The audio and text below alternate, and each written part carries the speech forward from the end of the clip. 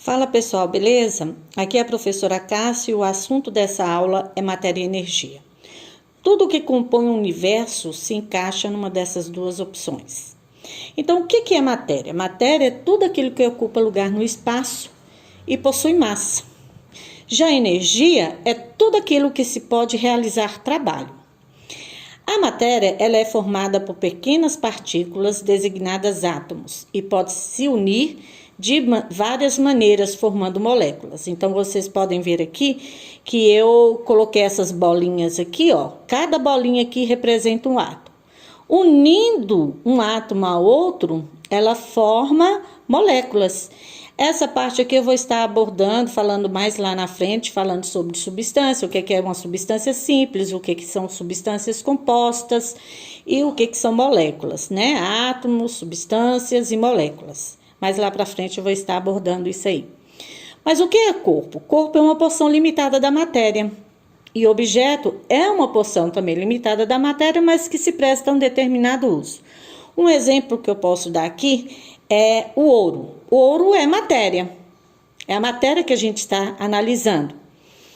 Uma pepita de ouro, que é um pedaço da matéria, nós denominamos como corpo. E dessa pepita eu vou transformar num anel. Esse anel passa a ser um objeto. Então, nós temos a matéria, corpo e objeto, que é o ouro, né? O exemplo que eu citei aqui.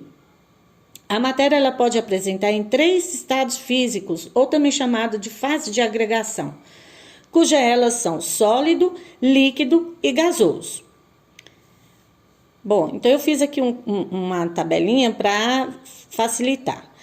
Essa fase de agregação, que são o estado sólido, líquido e gasoso, nós temos 2 características para cada uma dessas fases.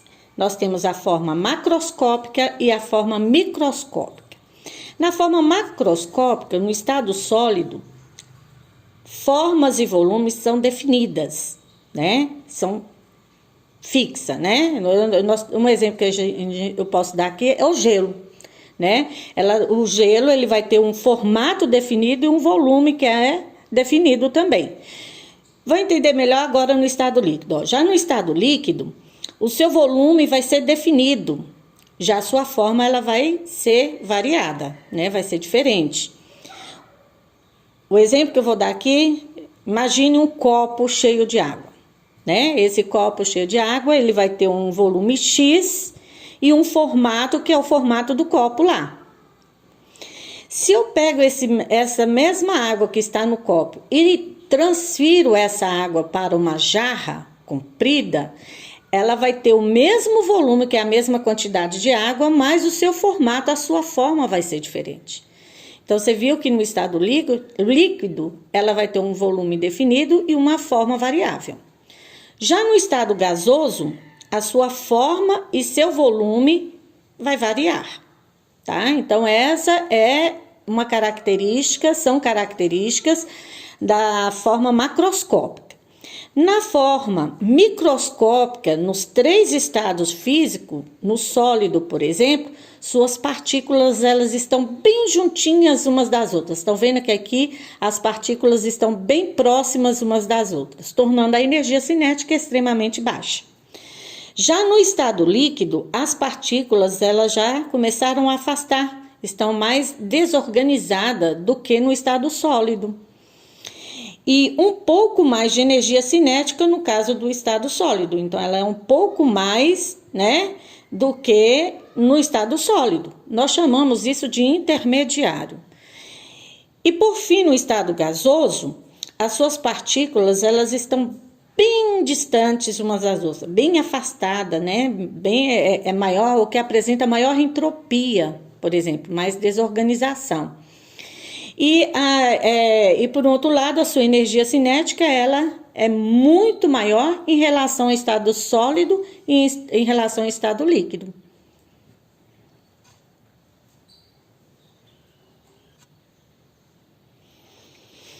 Bom, a matéria ela pode passar de uma fase de agregação a outra, alterando aí a pressão e a temperatura ou um ou outro.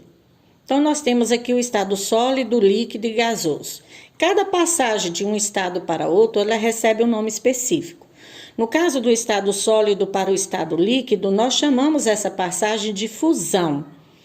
Fusão, um exemplo que eu posso dar do sólido para o líquido é quando o gelo passa a ser uma água líquida. Então, eu tenho um gelo passando para a água líquida, nós chamamos aquilo de fusão.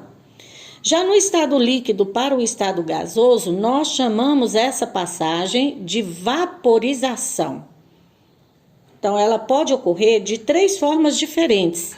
Ela pode ser evaporação, ebulição ou calefação. Evaporação, somente as moléculas da superfície têm energia para mudança de fase. Ela ocorre sem perturbação do sistema.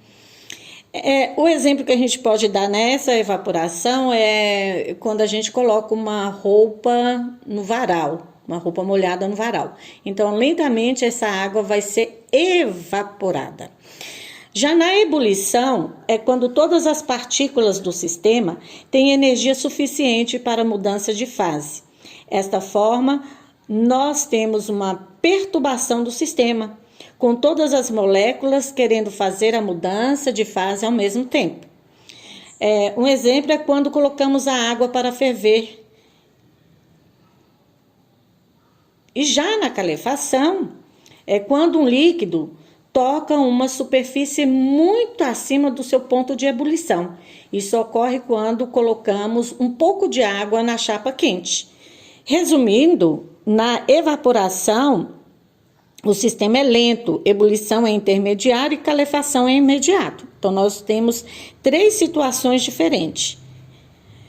Voltando no estado gasoso para o estado líquido, nós temos a liquefação ou condensação. Mas quando é que eu vou usar o termo liquefação e quando eu vou usar o termo condensação? Liquefação é quando o gás passa para o estado líquido. Já na condensação é quando o vapor passa para o estado líquido. Então, a diferença da liquefação para a condensação, que na liquefação é o gás e na condensação é o vapor. Depois nós temos o estado líquido para o estado sólido, que nós chamamos de solidificação. O exemplo que a gente tem é a própria água, né? Quando a gente coloca a água para formar gelo, né? Cubinhos de gelo. Então, ela está no estado líquido e vai voltar para o estado sólido. Nós chamamos essa passagem de solidificação. E finalizando, quando a gente tem o estado sólido e vai para o estado gasoso, ou vice-versa, do gasoso para o sólido sem passar para o estado líquido, direto, nós chamamos isso de sublimação. Tem alguns livros, né, que falam que do sólido para o gasoso chamamos de sublimação e voltando, retornando, nós chamamos de ressublimação. Hoje não usa mais esse termo. Tanto para sólido para gasoso e gasoso para o sólido, nós chamamos de sublimação. Lembrando que nós vamos ter a liberação e absorção de calor. Quando ela libera calor, nós chamamos de exotérmica. E quando ela absorve calor, nós usamos o termo de endotérmica. Lá para frente eu vou estar mostrando para vocês o gráfico, né? Quando que ela é endotérmica e quando ela é exotérmica. Ok? Por hoje é só, espero que essa aula tenha sido útil para vocês e não percam as próximas aulas. Na Rede Minas, você vai ver sobre misturas, então por isso que eu vi a necessidade de estar passando esse conteúdo aqui antes de mistura. E fique com Deus e é claro que atenderei a todos no WhatsApp ou no privado para tirarmos suas dúvidas. Até mais.